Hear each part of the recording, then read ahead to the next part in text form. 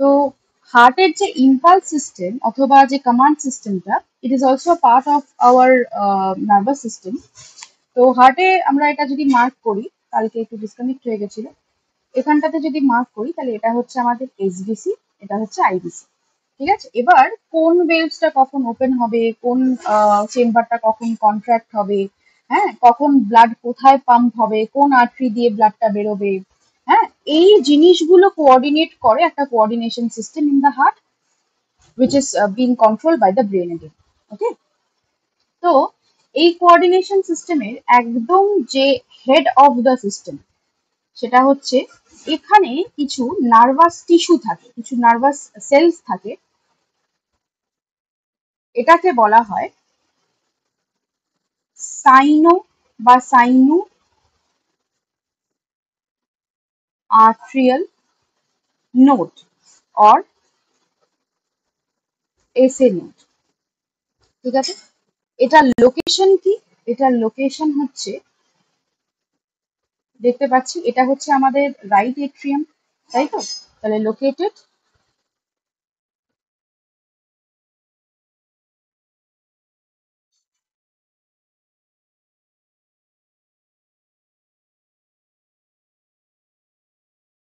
In the walls of the right atrium, right? এটার আর একটা নাম আছে, এটার নাম হচ্ছে পেসমেকার। এটাই যখন আমাদের ইম্পালস ক্রিয়েট করতে পারে না, হ্যাঁ, প্রপার কোঅর্ডিনেশন করতে পারে না, তখনই আমাদের আর্টিফিশিয়াল পেসমেকারের দরকার হয়। এবার দেখো এই সাইনো আর্টেরিয়াল নোডটা তাহলে কি? এই সাইনো আর্টেরিয়াল নোডটা ইনিশিয়াল কন্ট্রাকশন, হ্যাঁ, ইনিশিয়াল ইম্পালসটা ক্যারি ফরওয়ার্ড করে। এবার এই সাইনো আর্টেরিয়াল নোডের পক্ষে সম্ভব নয় পুরো হার্টের প্রত্যেকটা জায়গা থেকে কন্ট্রাকশন বা প্রত্যেকটা জায়গায় ইম্পালস পৌঁছে দেওয়া। তাই জন্য এখান থেকে, এটা যদি ধরো অফিস হয়, মানে হেড অফিস হয়, তাহলে এইখানে মানে তৈরি হয় আর একটা নোড, আছে আমাদের আর একটা নোড, এই নোডটাকে বলা হয় এভি নোড। এভি নোড অর্থাৎ, এভি নোড অর্থাৎ এট্রিও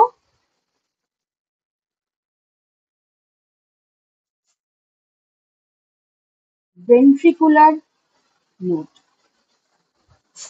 ঠিক আছে, অথবা এভিএন ও বলা হয়, এভিএন। ঠিক আছে, এই এভিএন এর তাহলে লোকেশনটা কোথায়? লোকেটেড নিয়ার দ্য ইন্টার, এই যে দেখো দুটো অরিকলস এর মাঝখানে আর দুটো ভেন্ট্রিকলস এর মাঝখানে, তাহলে near the inter auricular septum. এই যে ইন্টার অরিকুলার সেপ্টামের এখানে লোকেটেড। এবার এই এসএ নোড থেকে এভি নোডে নিয়ে আসে কিছু ইম্পালসেস গুলো, কিছু নার্ভ ফাইবার্স। ঠিক আছে, এটা তোমাদের হায়ার ক্লাসে যে সিলেবাসে আছে, এগুলো তোমাদের এই মোমেন্টে দরকার হয় না। এবার এভি নোড তো এই অবধি ইম্পালসটাকে রিসিভ করে নিল, এবার ইম্পালসটা তো হার্টের প্রত্যেকটা ওয়ালে ছড়াতে হবে, তাহলে সেটা ছড়াবে কেন দেখা যাক। এইখান থেকে, এখান থেকে মোটা করে একটা বান্ডেল অফ নার্ভ ফাইবার নিয়ে আসে।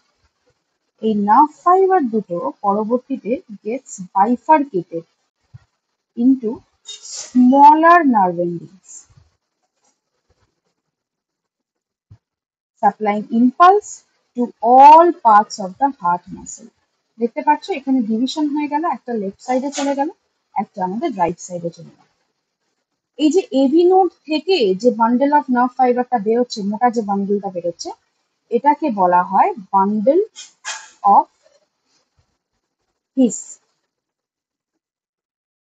রাইট? তাহলে it begins at the AV node and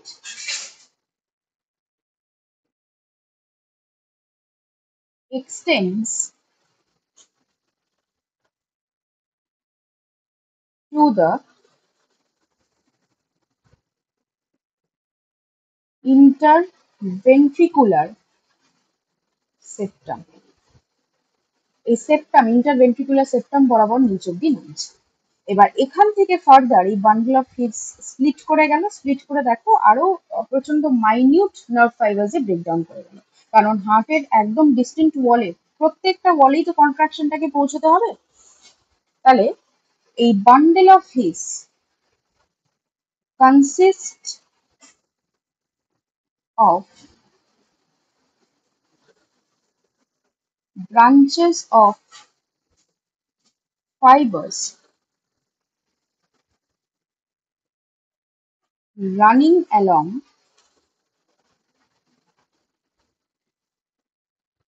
the wall of the ventricle. এই যে ফাইবার্স গুলোকে, এই ফাইবার্স গুলোকে বলছি আমরা পুরকিঞ্জ ফাইবার্স।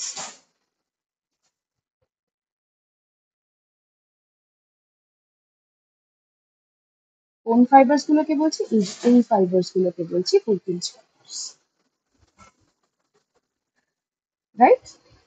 তাহলে সবার শুরুতে ইম্পালস ক্রিয়েট কে করে? এই যে এসএ নোড, এসএ নোড থেকে impulse are relate to the AB node, AB node থেকে বান্ডল অফ হিটস হয়ে পুরকিঞ্জ ফাইবার্স এর মাধ্যমে পুরো তোমার হার্টের ওয়ালসে the impulse gets conducted, right? এটা ছিল আমাদের কোঅর্ডিনেশন অফ দ্য হার্ট। এবার আমরা চলে আসবো ব্লাড ভেসেলস।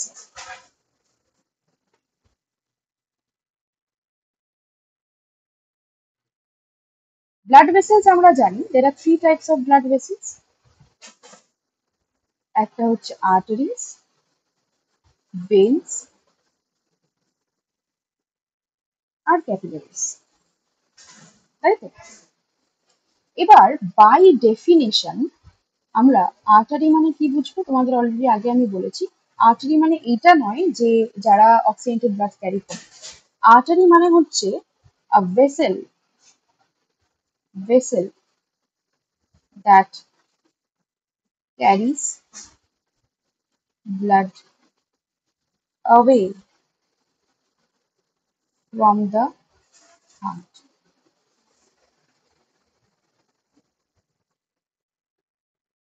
তাহলে ভেন্স মানে কি?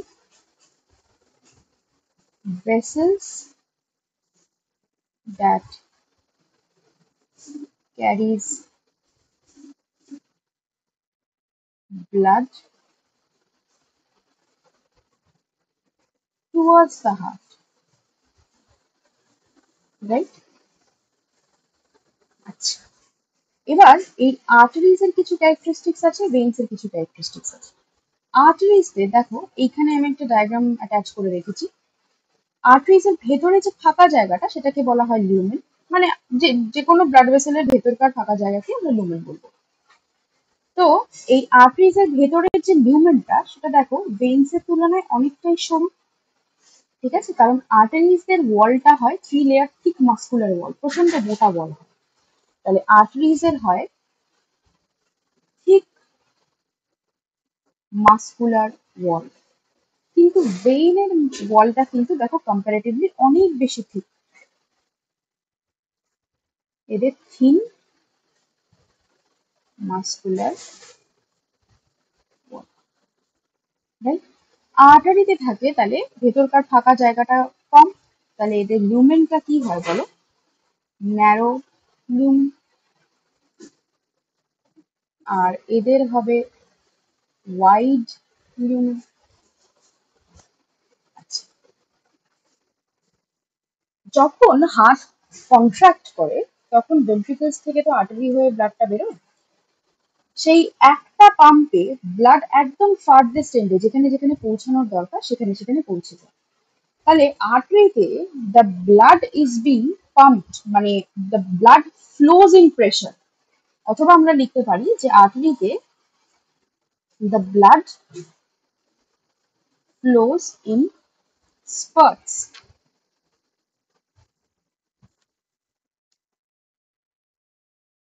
ডিউ টু, বা ডিউ টু লেখার দরকার নেই, এখানে লেখো in correspondence two,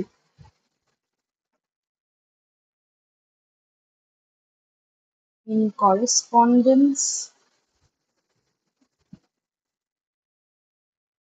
two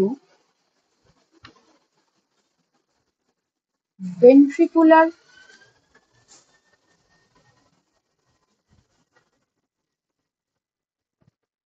contractions of heart, right? কিন্তু ভেনে সেরকম ব্যাপার নেই, ব্লাডটা জাস্ট ডিঅক্সিজেনেটেড ব্লাডটাকে ক্যারি করে নিয়ে হার্টে আসবে, তাই জন্য blood doesn't need to flow, আর প্রেশারটা ক্রিয়েট করবে কি, বডি তো আর প্রেশার ক্রিয়েট করতে পারছে না, তাই জন্য এখানে blood flows uniform, blood flows uniform, ঠিক আছে।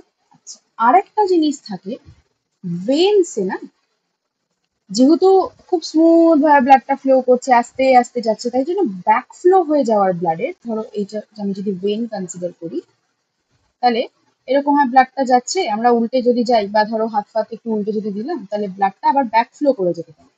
এইটা যাতে না হয় তাই জন্য দেওয়া থাকে এরকম পকেট শেপ ভেলভ। ভেলভের কাজ কি আমরা জানি, একই কাজ, ইট prevents the back flow of the blood. তাহলে লেখো কন্টেন্স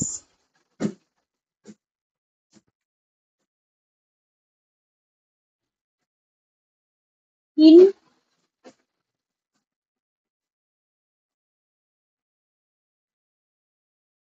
পকেট শেপ ভেলভস বা valves। কাজ কি, প্রিভেন্টস ব্যাকফ্লো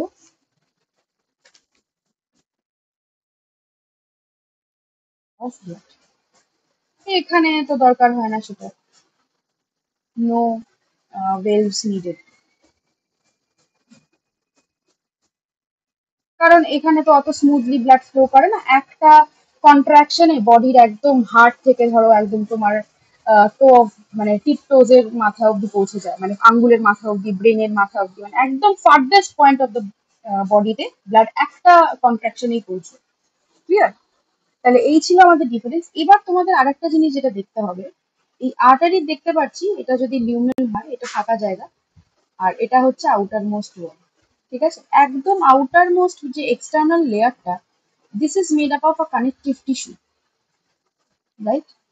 এটাকে বলা হয় টুনিকা এক্সটার্নাল। মিডিল লেয়ারটা is made up of smooth and muscular tissue, দুজনেরই। এটাকে বলা হয় টুনিকা মিডিয়া। আর একদম ইনার লেয়ারটা যেটাকে বলা হয় টুনিকা ইন্টারনা, অথবা কোনো কোনো জায়গায় টুনিকা ইন্টারনিয়াল লেখা থাকে, টুনিকা ইন্টারনাল তোমরা পড়বে। Tunica interna this is made up of endothelium, ঠিক আছে। একটু যদি ফুটিয়ে কোয়েশ্চেন করে তাহলে সেই ক্ষেত্রে তোমায় জিজ্ঞেস করতে পারে যে external layer of the artery কি দিয়ে তৈরি, middle layer of the artery কি দিয়ে তৈরি, এন্ডোথেলিয়াম অফ দ্য আর্টারি কি দিয়ে, বা তোমার টুনিকা ইন্টারনা বা inner most layer of the artery কি দিয়ে তৈরি, আর্টারি বা ভেইন দুটো। ক্লিয়ার? এটা হয়ে গেল। এবার আমরা একটু ক্যাপিলারি নিয়ে আলোচনা করি।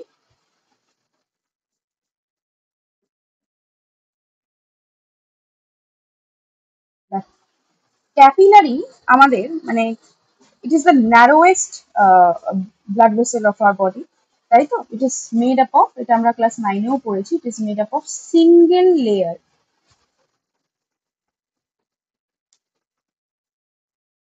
স্কোয়ামাস এপিথেলিয়াম দিয়ে তৈরি। স্কোয়ামাস এপিথেলিয়াম মানে এরকম একটা লেয়ার অফ স্কোয়ামাস এপিথেলিয়াম, কোনো এসব তোমার মাস্কুলার লেয়ারটার তো নেই, সেলেরও একটা লেয়ারই আছে, এরকম করে যাচ্ছে কেন? কারণ ক্যাপিলারি থেকে এই ব্লাডের যে নিউট্রিয়েন্টস গুলো, it needs to uz out to the tissues, এবং টিস্যুস থেকেও যে কার্বন ডাই অক্সাইড বা ওয়েস্ট ম্যাটেরিয়াল সেগুলোকে ওই পাতলা ওয়াল দিয়ে ঢুকতে হবে। যদি ওয়াল এরকম মোটা হতো তাহলে তো সেই এক্সচেঞ্জটা পসিবল হতো না, ঠিক আছে। এদের কিন্তু কোনো মাসেল থাকে না, নো মাসেল, মাসেল লিখে আসবে না কিন্তু, ঠিক আছে। তাহলে what are the function of capillaries? Capillary এক তো আমাদের কিসে হেল্প করে বলো? Outward diffusion, diffusion of oxygen. টিস্যুতে কি বেরোবে? ক্যাপিলারি থেকে অক্সিজেন বেরোবে, এবং টিস্যু থেকে ক্যাপিলারি থেকে কি কি ঢুকবে বলো? কার্বন ডাই অক্সাইড ঢুকবে। এছাড়াও বাইরের দিকে কি বেরোবে? আউটওয়ার্ড ডিফিউশন অফ অক্সিজেন, কিছু নিউট্রিয়েন্টস যেমন ধরো গ্লুকোজ, অ্যামাইনো অ্যাসিডস, তারপরে ইউরিয়া, এটসেট্রা এটসেট্রা, ঠিক আছে। এবার ইউরিয়া ডিপেন্ড করছে তোমার কোথাকার ক্যাপিলারিজ ক্যারি করছে, ইউরিয়া বেরোতেও পারে ঢুকতেও পারে, হ্যাঁ, ডিপেন্ডিং আপন দ্য লোকেশন। আর ইনওয়ার্ড ডিফিউশন হয় কাদের? CO2, ইউরিয়াও লিখতে পারো এখানে।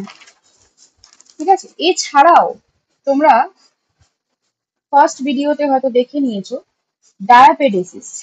ক্যাপিলারি ওয়াল থেকে ডাব্লিউবিসি, ক্যাপিলারি ওয়ালে যেহেতু ছোট ছোট পোর্স থাকে, WBC can come out of the walls of the capillary for phagocytosis, তাই তো? এই যে ফেনোমেনাটা, এটাকে বলা হয় ডায়াপেডেসিস। ঠিক আছে, তাহলে diapedesis is allowed by the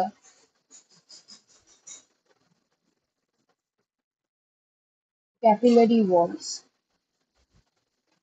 কারা করে ডায়াবেটিসিস? বলো। লিউকোসাইটস। লিউকোসাইটস ডায়াবেটিসিস করে, রাইট? এবার এখানে আরেকটা কথাও বলা যেতে পারে। দেখবে যখন গরম পড়ে, ঠিক আছে, প্রচন্ড যখন গরম পড়ে, তখন মুখ টুক লাল হয়ে যায় না? তাহলে এই ক্যাপিলারিজ যেহেতু সিঙ্গেল সেল, সিঙ্গেল লেয়ার, সেই জন্য they have got a power of dilation. সেটাকে আমরা বলি ভ্যাসো ডাইলেশন। একটু লিখে নাও। The capillaries have the power of dilating, which is called vasodilation, and contracting, which is called vasoconstriction. Vasodilation and vasoconstriction. এবার vasodilation মানে কি? Blood flow, blood supply to the body parts is increased. আর vasoconstriction মানে blood flow is decreased. ঠিক আছে, vasodilation কখন হয়? যখন এই যে ধরো গরম তুমি বাইরে এখন এই হিটে যদি তুমি বাইরে যাও, your face will apparently turn very red, তাই তো? You'll start feeling very uneasy, uncomfortable লাগবে, কারণ ব্লাড ফ্লো বেড়ে যাচ্ছে। আর প্রচন্ড ঠান্ডা হয়ে গেলে ভ্যাসো কনস্ট্রিকশন হয়। ঠিক আছে, তখন সেই সময় the face tends to turn a bit bluish. ঠিক আছে, এটা হলো। আমি যদি একটুখানি কানেকশনটা তোমাদের বোঝাতে চাই।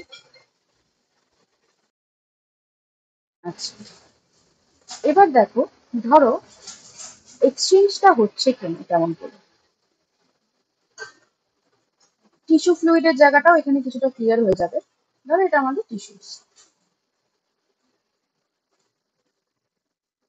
টিস্যুস অব্দি অক্সিজেনেটেড ব্লাড ক্যারি করে কে নিয়ে আসবে?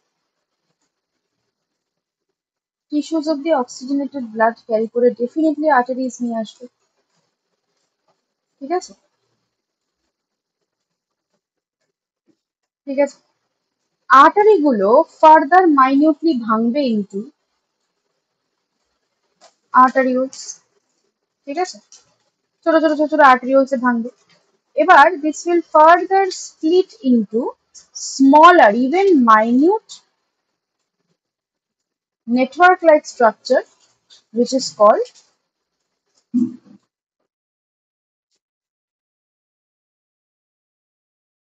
capillaries. এবার এই ক্যাপিলারিজ গুলো কি করবে? ক্যাপিলারিজ গুলো এখান থেকে ডিফিউশন করবে, অক্সিজেন সেলে পৌঁছবে, সেল থেকে তোমার ওয়েস্ট ম্যাটেরিয়াল কার্বন ডাইঅক্সাইড, টাইঅক্সাইড এগুলো নিজে অ্যাবজর্ব করবে। অ্যাবজর্ব করে they will reunite to form small vessels, which will be called venules. অনেকগুলো ভেনিউলস একসাথে will join to form veins. তাহলে এক্সচেঞ্জটা কোথায় হচ্ছে? টিস্যুর সাথে, ব্লাড ভেসেলস এর সাথে এক্সচেঞ্জটা হচ্ছে ক্যাপিলারিজ এর থ্রুতে। ক্যাপিলারিজ ডিফিউজ আউট করে দিল যা যা নিউট্রিয়েন্টস আছে, আমার গ্লুকোজ হয়ে গেল, অ্যামাইনো অ্যাসিড হয়ে গেল, তারপরে তোমার অক্সিজেন হয়ে গেল। আর ডিফিউজ ইন করে নিল কি কি বলো? ওয়েস্ট ম্যাটেরিয়াল, যেমন কার্বন ডাইঅক্সাইড হয়ে গেল, ইউরিয়া হয়ে গেল, অ্যামোনিয়া যদি তৈরি হয় তাহলে অ্যামোনিয়া হয়ে গেল, রাইট? এই ছিল আমাদের টোটাল এক্সচেঞ্জ সিস্টেমটা। এটা আগেও বলা হয়েছে। এখানে আরো কয়েকটা পয়েন্ট তোমাদের একটু আমার বলতে হবে। সেটা হচ্ছে এই আর্টারিজদের, এরা না জেনারেলি আমাদের স্কিনের থেকে অনেকটা ভেতরে থাকে। তাহলে আর্টারিজকে আমরা লিখতে পারি দিজ আর ডিপ সিটেড। কিন্তু ভেইনস, আমরা বাইরে থেকে যে রেখা গুলো দেখতে পাই বাইরে, সেগুলো অ্যাকচুয়ালি ভেইনস দেখতে পাই। তাহলে ভেইনস আর সুপারফিশিয়াল মানে স্কিনের অনেকটাই কাছাকাছি থাকে। ভেন্স আর সুপারফিশিয়াল, ঠিক আছে। আর্টারিজে যেহেতু blood flows through one spot, তাই তো, সেই জন্য যখন ব্লাডটা কন্ট্রাকশন হচ্ছে না হার্টে, সেই সময় আর্টারিজ রিমেইনস এমটি, ঠিক আছে। Do not collapse when empty, কারণ মাসকুলার বলস গুলো ঠিক, লিউমেনটা তো পাতলা, ঠিক আছে। কিন্তু ভেইনসে যেহেতু মাসেলটাও প্রচন্ড সরু এবং লিউমেনটাও অনেকটা ওয়াইড, সেই জন্য ভেইনে যদি কোনো কারণে ব্লাড না থাকে, সেক্ষেত্রে কিন্তু the veins collapse when empty. Generally arteries oxygenated blood carry করে শুধু একটা আর্টারি বাদ দিয়ে, যেটা আমরা দেখেছি পালমোনারি আর্টারি। আর generally veins deoxygenated blood carry করে শুধুমাত্র একটা ভেইন বাদ দিয়ে, সেটা হচ্ছে গিয়ে পালমোনারি ভেইন। তাহলে লিখে নাও, all arteries except the pulmonary artery carries oxygenated blood, and all veins except the pulmonary vein carries deoxygenated blood. ঠিক আছে। এবার আমরা ছোট্ট করে একটুখানি সার্কুলেশনের ডাবল সার্কুলেশনটা দেখবো, যদিও এগুলো বলা হয়ে গেছে আমার। Still what is double circulation if it is asked to you, তোমরা তখন কি বলবে? দেখো, হার্টের সার্কুলেশনটা হচ্ছে দুটো ফেজ। একটা হচ্ছে, দেখো এখান থেকে শুরু হচ্ছে, পালমোনারি আর্টারি হয়ে লাংসে যাচ্ছে, ব্লাডটা পিউরিফাই হয়ে পালমোনারি ভেইন হয়ে ব্যাক করছে হার্টে। তাহলে হার্ট আর লাংসের মধ্যে একটা সার্কুলেশন হচ্ছে, এটাকে আমরা বলবো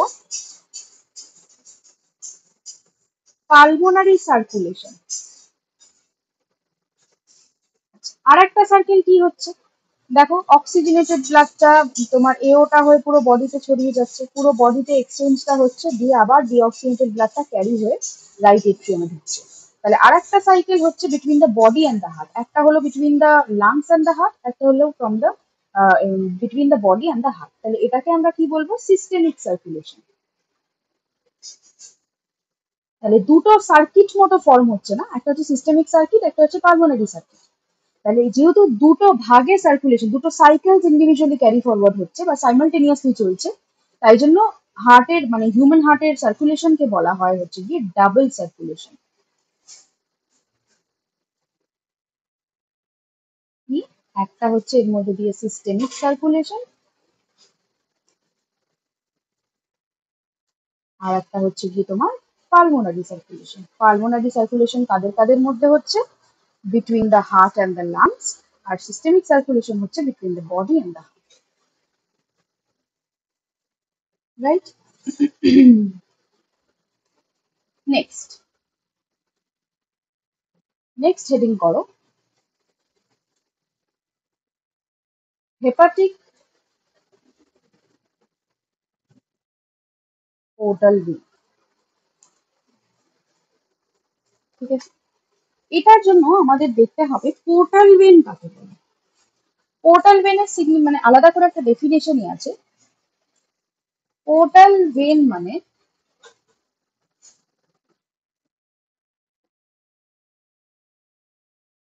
a vein which starts with capillaries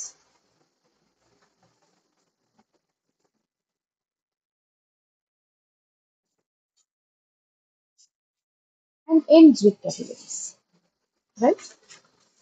এবার আমাদের বডিতে এখানে এই যে হেপাটিক পোর্টাল ভেইন বা হেপাটিক পোর্টাল সিস্টেম এঁকেছি, তার সিগনিফিকেন্সটা একটু আমাকে দেখতে হবে বা কোন পোর্শনটাকে। জেনারেলি আমাদের ইন্টেস্টাইন এবং আমাদের স্টমাকে যখন ফুড ডাইজেশন হয়ে যাচ্ছে, তখন কি হবে? সেই ডাইজেস্টেড ফুড গুলো, হ্যাঁ, সেখানকার যে স্টমাক ওয়ালস আছে সেখানে অক্সিডেশনও হচ্ছে। অক্সিডেশন হওয়ার ফলে প্রচুর কার্বন ডাইঅক্সাইড তৈরি হচ্ছে, এবং এই স্টমাক থেকে যে ব্লাডটা বেরিয়ে টুয়ার্ডস দ্য হার্ট যাবে, সেই ব্লাডটায় কার্বন ডাইঅক্সাইড তো থাকবে, কিন্তু অ্যাসিমিলেটেড ফুডও থাকবে, ডাইজেস্টেড ফুডও থাকবে। ইন্টেস্টাইন থেকে যে আমাদের ফ্যাট, প্রোটিন, এই সমস্ত জিনিসপত্র ডাইজেস্টেড হয়েছে, স্টমাক থেকে যে পরিমাণ আমাদের স্টার্চ গুলো ডাইজেস্টেড হয়েছে, মানে মাইনিউট ফর্মে ব্রেকডাউন হয়েছে, প্রোটিন গুলো যে মাইনিউট ফর্মে ব্রেকডাউন হয়েছে অ্যামাইনো অ্যাসিডস এর ফর্মে, সেগুলোকেও তাহলে হার্টে পৌঁছে নিয়ে যাবে ভেন্স গুলো। তাহলে কি আমাদের বডি তো নিউট্রিয়েন্টটা পেলো না, নিয়ে তো চলে যাচ্ছে ফেরত মানে back to the heart, heart থেকে তো চলে যাবে লাংসে, লাংসে গিয়ে ভগবান জানে কি হবে। তাই জন্য যেই ভেন্স গুলো স্টামাক থেকে বেরোয় বা ইন্টেস্টাইন থেকে বেরোয় সেটা সরাসরি ভাবে হার্টের মানে ভেনা কাভাতে মিট করে না, ঠিক আছে? সেটা আগে যায় হচ্ছে গিয়ে লিভারে। দেখো এই জায়গাটা ভালো করে নোটিস করো। ডাইজেস্টিভ ট্র্যাক্ট, ডাইজেস্টিভ ট্র্যাক্ট বলতে এখানে বোঝানো হচ্ছে হচ্ছে গিয়ে তোমার স্টামাক প্লাস ইন্টেস্টাইন, ঠিক আছে? তাহলে স্টামাক আর ইন্টেস্টাইন থেকে ডিরেক্টলি তোমার ভেনা কাভাতে না মিট করে আগে একটা ভেন চলে যাচ্ছে হচ্ছে গিয়ে তোমার লিভার, ঠিক আছে? এবার যেহেতু এটা ডিঅক্সিজেনেটেড ব্লাড ক্যারি করছে বাট ফুল অফ নিউট্রিয়েন্টস, সেই জন্য এটাকে বলা হচ্ছে ভেন, রাইট? এবার এই ভেনটাকে কি বলছি? Hepatic portal when. এটা লিভারে যাচ্ছে কেন? তার কারণ এই যে নিউট্রিয়েন্টস গুলো, যেমন ডাইজেস্টেড স্টার্চ, গ্লুকোজ ফর্মে রয়েছে, অ্যামাইনো অ্যাসিডস গুলো রয়েছে, সেগুলো লিভার কি করলো, সেগুলো লিভার গুলো যে মানে তোমার এক্সেস পোর্শনস গুলো তোমার নিজের মধ্যে স্টোর করে রাখলো। অ্যামাইনো অ্যাসিডকে তো পরবর্তীতে ওখান থেকে ইউরিয়া তৈরি করে দেবে, ইউরিয়াটাকে আবার ফার্দার কিডনিতে পাঠিয়ে দেবে, ঠিক আছে? তো লিভার পুরো জিনিসটাকে দেখবে যে কোথায় কার কোন কোন জায়গায় কি কি জিনিসটা লাগবে, আমার কোন কোন পোর্শনে কি কি কাকে কাকে পাঠাতে হবে। কিন্তু হার্টে যদি ডিরেক্টলি ব্লাডটা চলে যায় এই কোঅর্ডিনেশন কিছুই হবে না। যেমন লিভার যদি দেখে যে না ব্লাডে প্রচুর পরিমাণে গ্লুকোজ আছে, ঠিক আছে, আমার এতটা গ্লুকোজ বডিতে লাগবে না, ইনটেক প্রয়োজন নেই, তাহলে আমি কিছুটা গ্লুকোজকে গ্লাইকোজেনে কনভার্ট করে রাখবো, ক্লিয়ার? তাই জন্য লিভার কি করছে, এই পুরো এক্সেস ম্যাটেরিয়ালস গুলোকে কোঅর্ডিনেট করে নিজের কাছে যতটুকু রাখার প্রয়োজন রেখে তারপর সেই ব্লাডটাকে বের করে দিচ্ছে টুয়ার্ডস দ্য হার্ট, সেটা বেনাকা, ক্লিয়ার? তাহলে আমরা কি এখানে বলতে পারি, এই ভেনটার নাম হেপাটিক পোর্টাল ভেন কেন হচ্ছে? হেপাটিক কথাটা আসছে লিভার থেকে, যেহেতু এই ভেনটা গিয়ে শেষ হচ্ছে লিভারে, তাই জন্য ভেনটার নাম হয়েছে হেপাটিক পোর্টাল ভেন। এবার লিভার তো ঠিক আছে দেখে ঠেকে নিল, যা যা এক্সট্রা নিজের কাছে রাখার দরকার রেখে দিল, তারপরে লিভার এবার ডিঅক্সিজেনেটেড ব্লাডটাকে হার্টের দিকে পাঠিয়ে দিল। তাহলে এই ভেনটাকে আমরা কি বলবো? নর্মাল লিভার থেকে বেরোচ্ছে যেহেতু সেটাকে লিভার তোমার হেপাটিক ভেন বলবো আমরা। সেটা গিয়ে মিশছে দেখো এই যে ইনফিরিয়ার ভেনা, রাইট? আচ্ছা, কিডনি থেকে যে ভেনটা বেরোচ্ছে সেটাকে কি বলবো? Renal vein. কিডনিতে যে আর্টারিটা ঢুকছে সেটাকে কি বলবো? রেনাল আর্টারি, ঠিক আছে? আচ্ছা, এবার এখানটাতে আমরা তাহলে কি লিখতে পারি, যে the veins starting from the stomach and intestine do not directly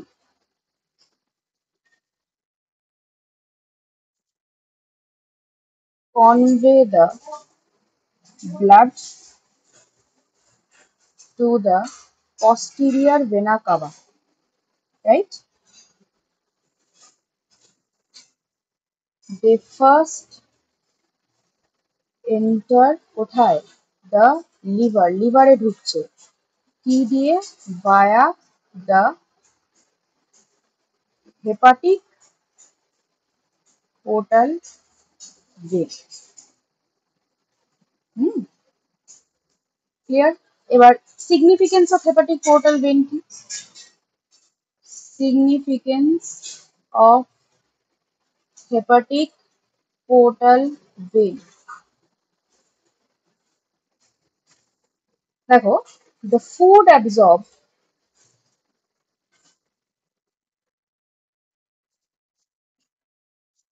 by the stomach and intestine is first brought to the liver, ঠিক আছে? লিভারটা কি করছে? The liver regulates the quantity of nutrients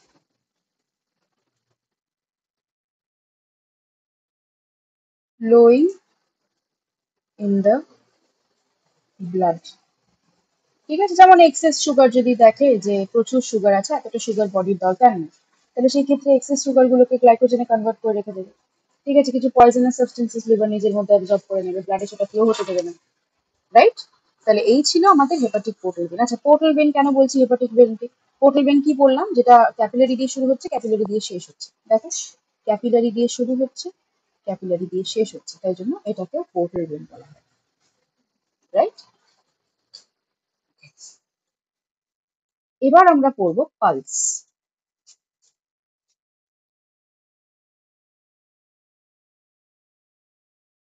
দেখো,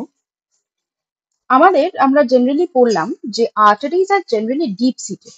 ঠিক আছে, ডিপ সিটেড মানে স্কিনের অনেকটা ভেতরে থাকে, কিন্তু অ্যাট ফিউ প্লেসেস আর্টারিজটা অনেকটাই সুপারফিশিয়াল, যেমন রিস্টে। ঠিক আছে, আমাদের বাঁ হাতের লেফট আর্টারির এই জায়গাটাতে অনেকটাই কাছাকাছি। যে ছবিটা দেখো আমি এঁকে দিয়েছি, মানে পোস্ট করেছি। ঠিক আছে, লেফট রিস্টে আমাদের হাতের তলাটায় আর কি আর্টারিটা অনেকটাই সুপারফিশিয়াল। সেরকমই কপালের যে টেম্পল রিজনটা হয়, আইব্রোজ এর পাশ দুটোতে, এখানেও কিন্তু আর্টারিটা অনেকটাই সুপারফিশিয়াল। ঘাড়ের পাশে আর্টারি সুপারফিশিয়াল থাকে, তো দেয়ার আর ডিফারেন্ট প্লেসেস, সেটা আমরা ক্লাসে আলাদা করে আলোচনা করি, রাইট? এবার আর্টারিতে যেহেতু ব্লাড একটা বিট হলো, একবার আর্টারিতে ব্লাড ফ্লো করলো, আবার একটা মানে কন্ট্রাকশন হলো, আর একবার ব্লাডটা পাম্প করলো, তাহলে হার্ট কতবার বিট করছে সেটা আমরা আর্টারিকে যদি আলতো করে টাচ করি, খুব মাইনিউটলি তোমার হালকা করে টাচ করলে আমরা ফিল করতে পারবো যে ব্লাড কখন ফ্লো করছে আর্টারিটার থ্রু। তাহলে সেই যে ওয়ালসে কনস্ট্যান্টলি আর্টারি যে হার্ট যদি কন্ট্রাক্ট করে, আর্টারিজের ভিতর থেকে ইনার স্পার্ট মানে একটা ফোর্সে ব্লাড বেরিয়ে যাবে, তাহলে আর্টারিটাও কিছুটা ফুলে যাবে, আবার ওটা আস্তে আবার নর্মাল হয়ে আসবে, আবার ফুলবে, আবার নর্মাল হয়ে আসবে। সেই কাউন্টটাকেই বলা হয় পালস। তাহলে হোয়াট ইজ পালস? পালস হচ্ছে alternate expansion and contraction, বা কন্ট্রাকশন লেখা দরকার নেই, অল্টারনেট এক্সপ্যানশনই লেখো, এক্সপ্যানশন অ্যান্ড ইলাস্টিক রিকয়েল লেখো, ব্যাক টু নর্মাল আর কি, elastic recoil of the walls of the artery. কখন হচ্ছে? যখন ভেন্ট্রিকলসটা কন্ট্রাক্ট করছে, ডিউরিং ভেন্ট্রিকুলার, এই ফেজ গুলো কিন্তু ইম্পর্টেন্ট, হ্যাঁ, ডিউরিং ভেন্ট্রিকুলার সিস্টোল, রাইট? আচ্ছা, আর এমনিতে তুমি যদি ফিজিক্যাল এক্সারসাইজ করো, দৌড়াদৌড়ি করো, একটু রিগারাস এক্সারসাইজ করো, সিঁড়ি থেকে ওঠানামা করো, তাহলেও সেক্ষেত্রেও তোমার কিন্তু পালস রেট হাই হয়ে যাবে, কারণ তোমার ব্লাড রিকোয়ারমেন্টটা মাসেলসে অনেক বেশি বেড়ে যাচ্ছে। সেক্ষেত্রে হার্টকে অনেক তাড়াতাড়ি কন্ট্রাকশন করতে হবে, তাহলে আর্টারিজের ভিতর থেকে অনেকবার তুমি ব্লাড ফ্লো ফিল করতে পারবে না। ঠিক আছে, এবার ব্লাড প্রেশার নিয়ে যদি আমরা একটু কথা বলি,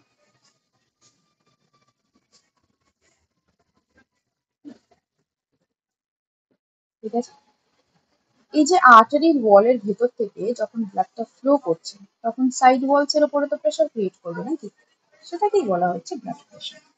তাহলে what is blood pressure? Pressure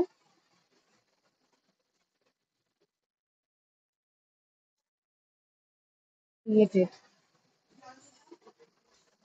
by the flowing blood on the walls of the artery.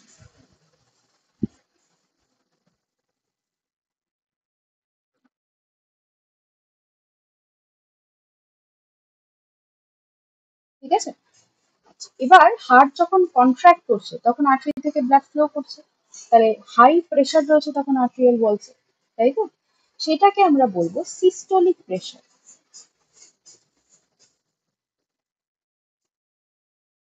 ঠিক আছে? সিস্টোলিক প্রেশার তখন কখন হচ্ছে? যখন ভেন্ট্রিকুলার কন্ট্রাকশন দিতে পারে। ভেন্ট্রিকলস যখন কন্ট্রাক্ট করছে তখন তো আর্টারির ভেতর থেকে প্রচন্ড ফোর্সে ব্লাড এগিয়ে যাবে, right, different parts of the বডিতে। তাহলে ভেন্ট্রিকুলার কন্ট্রাকশনের সময় সিস্টোলিক প্রেশার আমরা পাই। ঠিক আছে? আর আরেকটা হচ্ছে ডায়াস্টোলিক প্রেশার। ডায়াস্টোলিক প্রেশার কখন হবে, কখন পাবো আমরা? যখন ব্লাডটা পাস করে চলে গেছে। ঠিক আছে? যখন এবার রিল্যাক্স করছে, ভেন্ট্রিকলস রিল্যাক্স করছে এবং আর্টারির ভেতর থেকে যখন the blood has already passed. ঠিক আছে? আচ্ছা, 120 mm of Hg, ঠিক আছে? আর নর্মাল আমাদের ডায়াস্টোলিক প্রেশার হয় 80 mm of Hg। ঠিক আছে?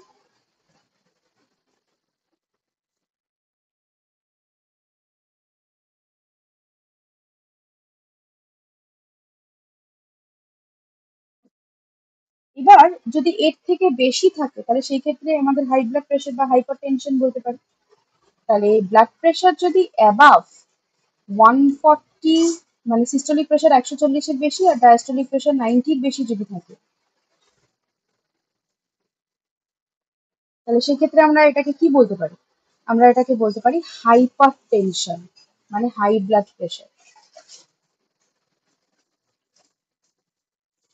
High blood pressure. আর এর থেকে যদি কম থাকে, সে 100/60 তাহলে সেই ক্ষেত্রে আমরা বলতে পারি ব্লাড প্রেশার সেই মানুষটা নেই। ঠিক আছে? So we have reached at the last part of our chapter, that is the lymphatic system. ঠিক আছে? সার্কুলেটরি সিস্টেমের প্যারালাল একটা সিস্টেম রান করে যেটাকে বলা হয় lymphatic system. So what is lymphatic system?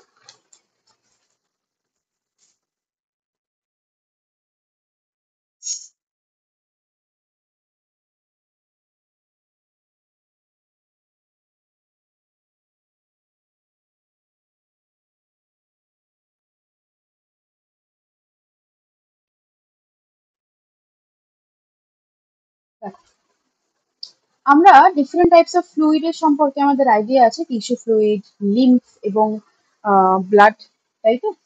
তো টিস্যু ফ্লুইড হচ্ছে বেসিক্যালি সেলের চারপাশে যে ফ্লুইডটা ছড়িয়ে থাকে সেটাকে বলা হয় টিস্যু ফ্লুইড। মানে the tissue fluid basically bathes the cell, hmm, and it is full of nutrients like oxygen and other substances like glucose, amino acid, etc etc. এবার এদের মধ্যে লিম্ফটা কি? দেখো,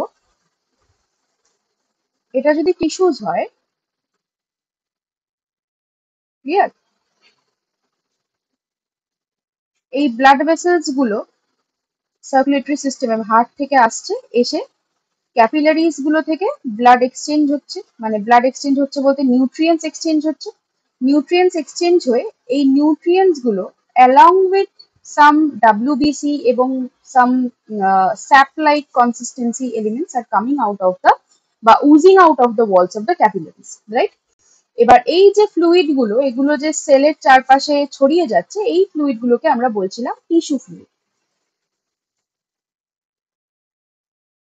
এবার মানে তোমরা যদি ভাবো যে দেখো, সারা জীবন তো টিস্যু ফ্লুইডটা ওখানে রয়ে যেতে পারে না।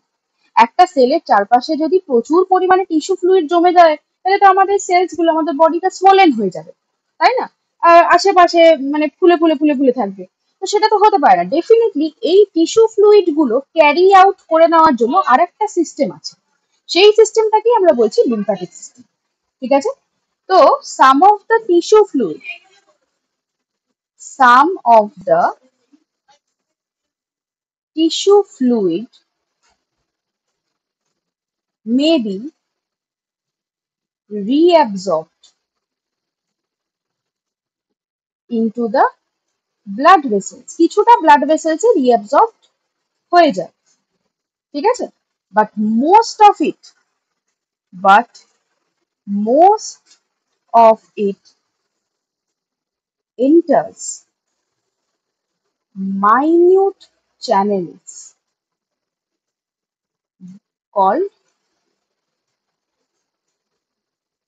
lymph vessels।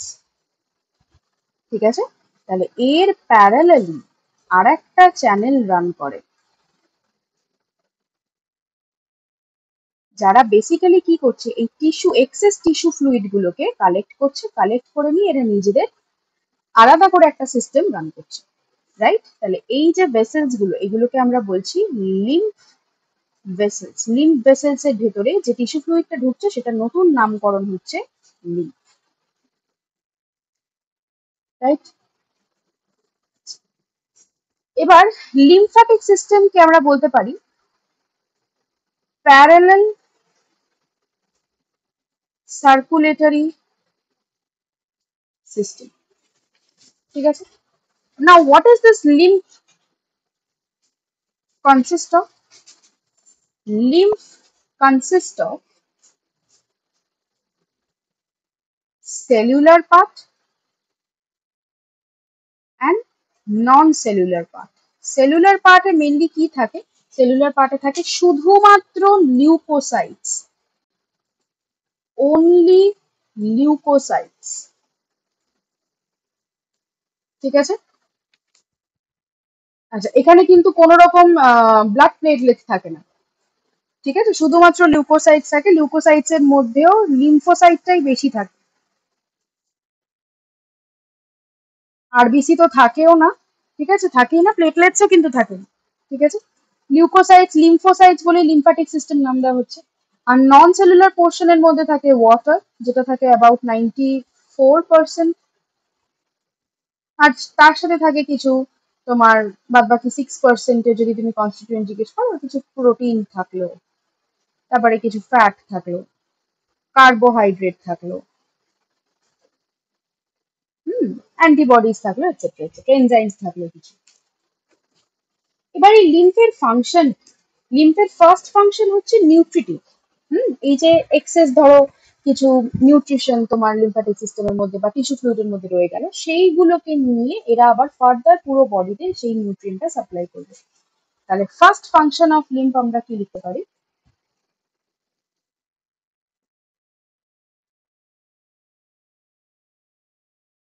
হচ্ছে nutrition, supplies nutrition and oxygen to those parts where the blood cannot reach, okay, where the blood cannot reach।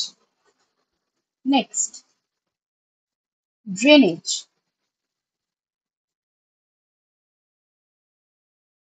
আমরা এক্ষুনি কি বললাম যে excess tissue fluid needs to get out of those, মানে অ্যারাউন্ড দ্য সেল, তবেই না আমাদের sell মানে কি বলবো টিস্যু, নতুন টিস্যু ফ্লুইড এসে ওখানে অ্যাকুমুলেটেড হতে পারবে ফুল অফ নিউট্রিয়েন্টস।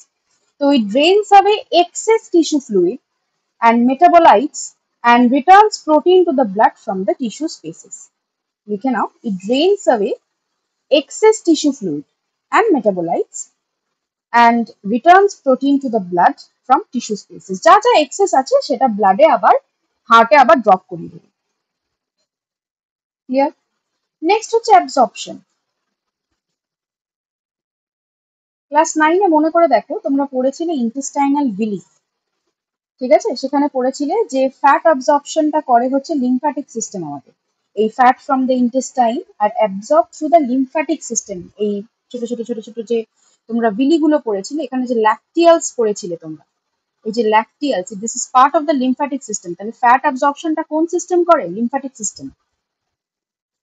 তাহলে অ্যাবজর্পশনে লিখে নাও, fats from intestines, fats from intestines are absorbed through lymphatics। কি করে হচ্ছে অ্যাবজর্পশনটা? through the lacteals, through the lacteals located in, কোথায় এটা পড়েছিলাম আমরা ক্লাস 9-এ, intestinal villi। এটা ডিটেলসে এগুলো নিয়ে আমি ক্লাসে আলোচনা করব। নেক্সট হচ্ছে গিয়ে ডিফেন্স। এর মধ্যে আমরা কি দেখলাম, প্রচুর পরিমাণে লিউকোসাইটস আছে, মানে লিম্ফোসাইটস আছে, তাই তো। হোয়াইট ব্লাড সেল আছে। হোয়াইট ব্লাড সেলের মেইন ফাংশন আমরা জানি, fights infections and foreign particles, right.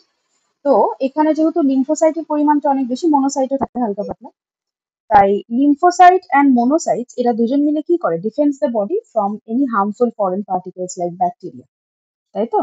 Lymphocytes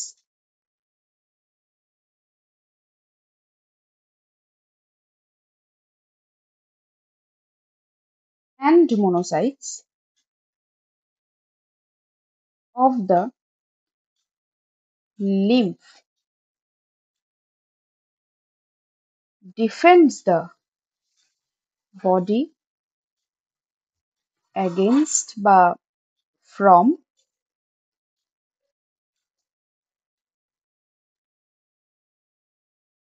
body from different type of bacteria বলতে পারো, রাইট। এক্সাম্পল, আমাদের বডির এবার একটু লিম্ফ্যাটিক সিস্টেমটা আমরা দেখি। যেমন thymus is a lymph gland, স্প্লিন is a lymph gland, in fact স্প্লিন is the largest lymph gland. ঠিক আছে, দেখতে পাচ্ছ এই সবুজ রং দিয়ে যেটা ডিটারমাইন মানে ডিনোট করা হয়েছে, বডির বিভিন্ন জায়গায় সার্কুলেটরি সিস্টেমের মতোই ছড়িয়ে রয়েছে, এবং জায়গায় জায়গায় থাকে এরকম লিম্ফ নোড। ঠিক আছে, জায়গায় জায়গায় থাকে এরকম লিম্ফ নোডস, জেনারেলি বডির যেখানে যেখানে ভাঁজ পড়ে সেই সেই জায়গায়, যেমন আর্ম পিটসে, যেমন পায়ের তোমার কি বলবো, প্যাটেলার পেছন দিকটাতে, এই সমস্ত জায়গায় থাকে তোমার লিম্ফ নোডস গুলো। ঠিক আছে, তো লিম্ফ নোডস যে কি হয়, এরা হচ্ছে মানে ইনফেকশনটাকে লোকালাইজ করে, পুরো বডিতে ছড়াতে প্রিভেন্ট করে। Example, tonsil is a lymph gland. আমাদের হয় না টনসিলাইটিস হয়, টনসিল ফুলে যায়, it is also lymph gland. ঠিক আছে, আচ্ছা। এবার তাহলে এখানে আমরা কি পড়লাম, বিভিন্ন জায়গায় রয়েছে এরকম লিম্ফ নোডস, শরীরের বিভিন্ন ভাঁজে, হ্যাঁ, রয়েছে লিম্ফ নোডস, এবং বাদ বাকি জায়গায় দেখো এরকম ঠিক ব্লাড ভেসেলস এর মতো ছড়িয়ে পড়েছে লিম্ফ ভেসেলস, এই যে লিম্ফ্যাটিক ভেসেলস। ঠিক আছে, এদেরকে বলা হয় লিম্ফ্যাটিক ভেসেলস। আচ্ছা, স্প্লিন নিয়ে বললাম। স্প্লিনটা কি? স্প্লিন হচ্ছে কি আমাদের লার্জেস্ট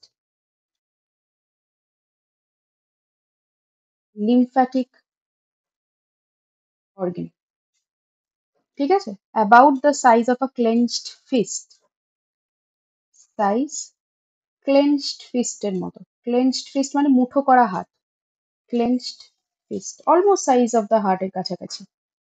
কিরকম কালার হয়? রেডিশ ব্রাউন কালার হয়। ঠিক আছে, কোথায় প্রেজেন্ট থাকে? Behind the stomach,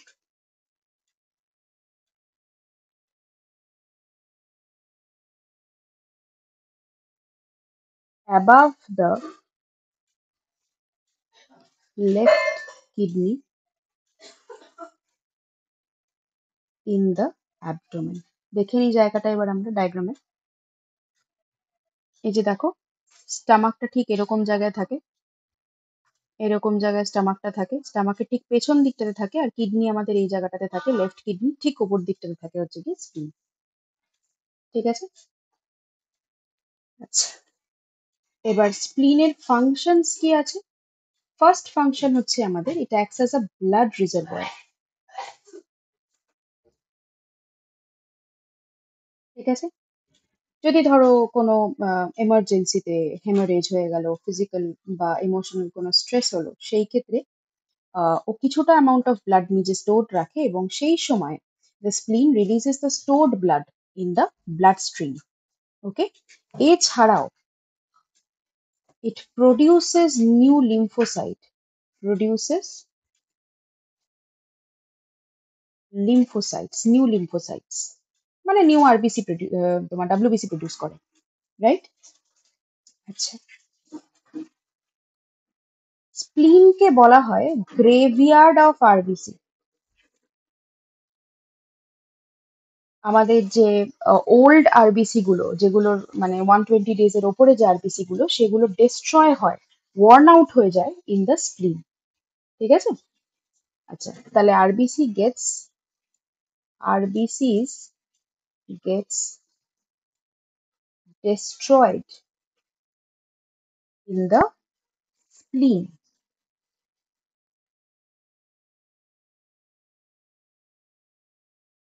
last point, যখন একটা জাইগোট থেকে এমব্রায়ো তৈরি হয়, মাদার্স উম্বের কথা বলছি, সেই সময় আমাদের তো প্রপার সার্কুলেটরি সিস্টেম তৈরি হয় না। সেই ক্ষেত্রে আরবিসি প্রডিউস কে করে? আরবিসি প্রডিউস করে তোমার স্প্লিন। ঠিক আছে?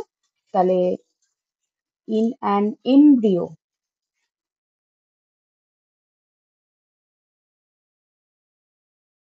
RBC is produced in spleen. Okay, এখানে আমাদের সার্কুলেটরি সিস্টেম কমপ্লিট হলো। এবার তোমাদের যা যা ডাউট আছে প্লিজ কমেন্ট সেকশনে তোমরা বলো। আর যদি কিছু হিউজ ডাউট থাকে তাহলে তো সেটা ডেফিনেটলি আমরা ক্লাসে আলোচনা করে নেব। হোপফুলি তোমরা নোটস প্রিপেয়ার করে নিয়েছো, তাহলে আমি ক্লাস এন্ড করছি।